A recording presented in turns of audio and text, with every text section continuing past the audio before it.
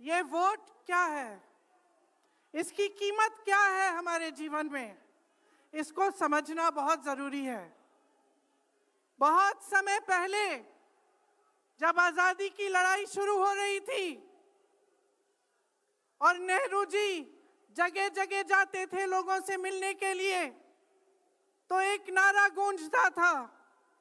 जब वो पहुंचते थे तो देश की जनता भारत माता की जय जयकार करती थी। उस समय नेहरू जी ने इस बात का उल्लेख किया कि भारत माता क्या है।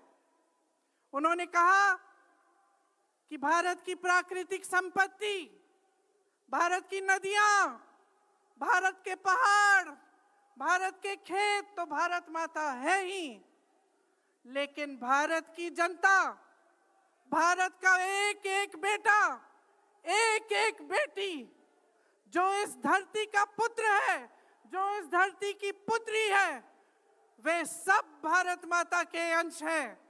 वे सब एक तरह से भारत माता ही हैं। और इसी सोच, इसी भावना ने हमारे संविधान को बनाया। इसी भावना ने आप सबको एक एक वोट दिया, जिससे आपका सबसे बड़ा अधिकार सरकार को चुनने का, सरकार को गिराने का आपको मिले। इसी सोच ने, इसी भावना ने इस तरह की संस्थाएं बनाई कि लोकतंत्र को मजबूत रखें। कैसी संस्थाएं थी ये? न्यायपालिका, मीडिया, संसद, ये राजनीतिक दल जिसका हम भाग हैं, विपक्षी दल, सत्ता पक्ष के जो नेता हैं वो,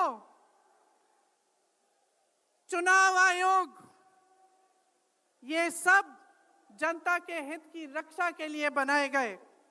इसीलिए जब आज हम देखते हैं कि इन सब संस्थाओं को कुचला जा रहा है, तो एक एक भारतवासी को उठना चाहिए, जागना चाहिए और ये समझना चाहिए कि जो वार हो रहा है वो सिर्फ इन संस्थाओं पर नहीं, लेकिन हम सब पर, आप सब पर, एक एक देश के पुत्र पर, एक एक देश की पुत्री पर वार हो रहा है।